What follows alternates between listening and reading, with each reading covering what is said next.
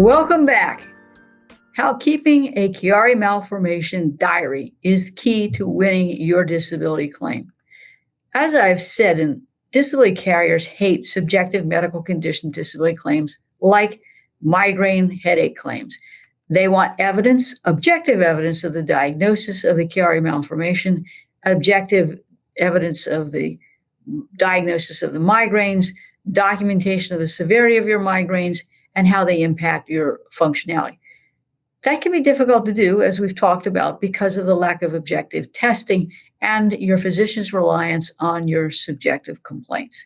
So while your medical records are key to winning your your ERISA disability claim, one of the most important tools I think that you can do to help create confidence in the nature of your subjective complaints is to keep a migraine diary.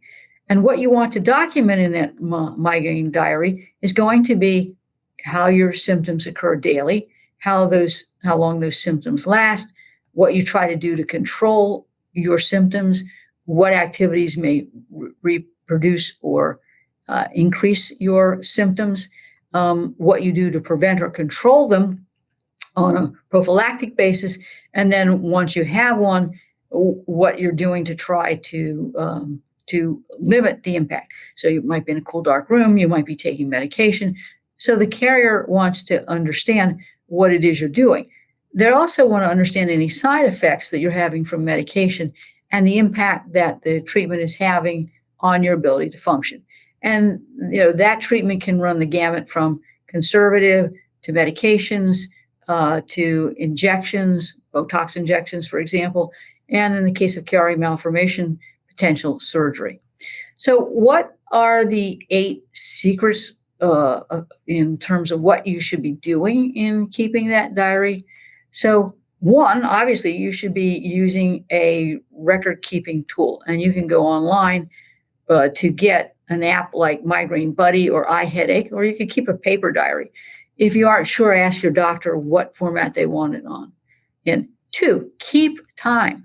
Document when you've had a warning of your symptoms or the onset of the migraine, when it began, how long it lasted, whether you had a post-migraine symptoms like the hangover, and how long that hangover situation lasted. Number 3, document what you were doing at the time of the onset.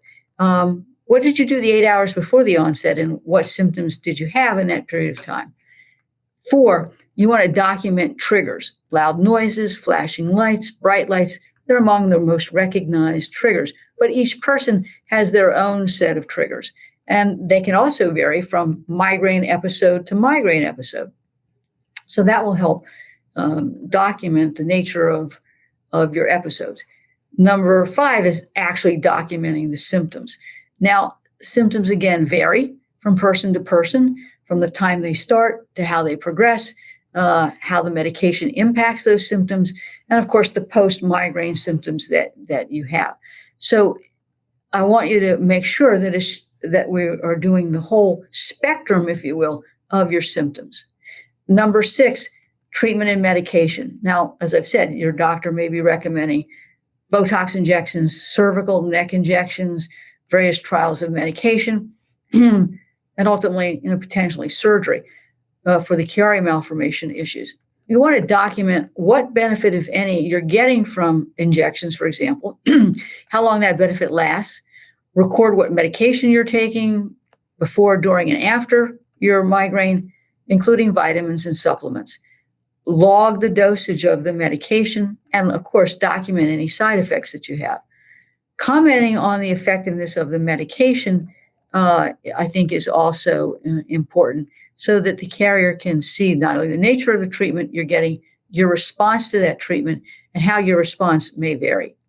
Number 7, proving the impact of your symptoms on your functionality. Remember, you've got the burden of proof, not only that you've got these severe and debilitating migraines, but that they prevent you from doing your own or any occupation.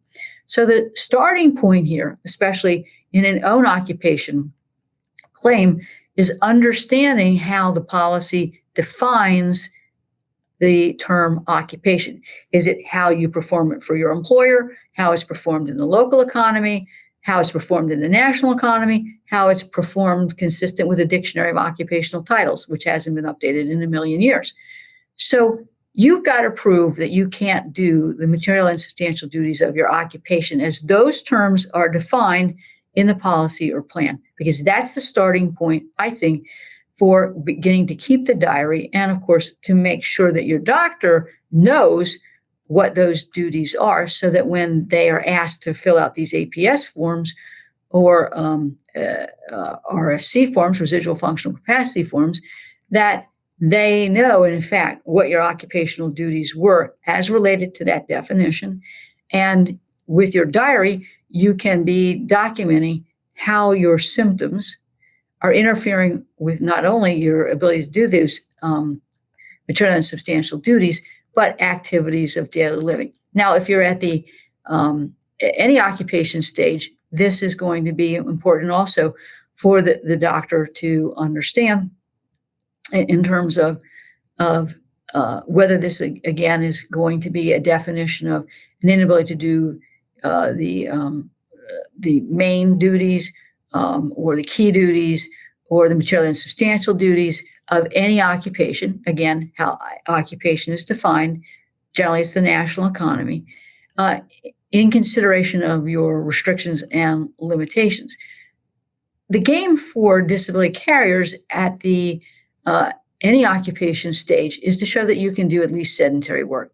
And you need to be able to think, if you will, why it is you couldn't do a sedentary occupation because of your migraines. It might be the nature of the light. It might be issues with your neck moving it side to side that will trigger your migraines. It might be how you feel on the onset of a migraine, how long the migraine lasts, whether you have these post-migraine hangovers, if you will, the impact of the medication. And obviously, what we ultimately want to establish is that you can't do a sedentary job sitting down all day using your upper extremities and meet the pace and production requirements without having excessive absenteeism. So again, those are the kinds of things you should be documenting in your diary. You may start something and have to stop because of the migraine, and it doesn't, it goes on for days and you can't get back to it for that. Or your headache is so bad that you're in the bathroom, vomiting, or you're in a cool, dark room. Those things are important to establish that you couldn't meet the functional requirements, production requirements, and attendance requirements. Again, all of that is key and material that should be in your diary. Number 8, hire an experienced long-term disability attorney and have them review that diary before you file it with the doctor or the carrier. As I've said, I think the diary is key, but you can say the wrong thing and hurt yourself. You can say things that are inconsistent internally with what you're putting on the activity of daily living forms. And your doctor's records may be inconsistent with what you're reporting because they're not a good history taker and or they haven't considered what you're telling them in the diary. So again, ultimately, your doctor is going to be rendering an opinion about your functionality and in part based on this diary. So your diary's got to document the right things in the right way. And again, consistency is key. Your lawyer should be looking at your medical records, your forms, and other documents to make sure it's all consistent. And obviously giving you advice and creating a strategy to win your Chiari malformation or migraine headache claim. I hope you've enjoyed this week's episode of Winning Isn't Easy. If you've enjoyed it, please like our page, leave a review, share it with your friends and family, and of course, subscribe to this podcast. Thanks for listening, and I hope you tune in next week for another insightful episode of Winning Isn't Easy. Have you been robbed of your peace of mind from your disability insurance carrier? You owe it to yourself to get a copy of Robbed of Your Peace of Mind, which provides you with everything you need to know about the long-term disability claim process. Request your free copy of the book at caveylaw.com today.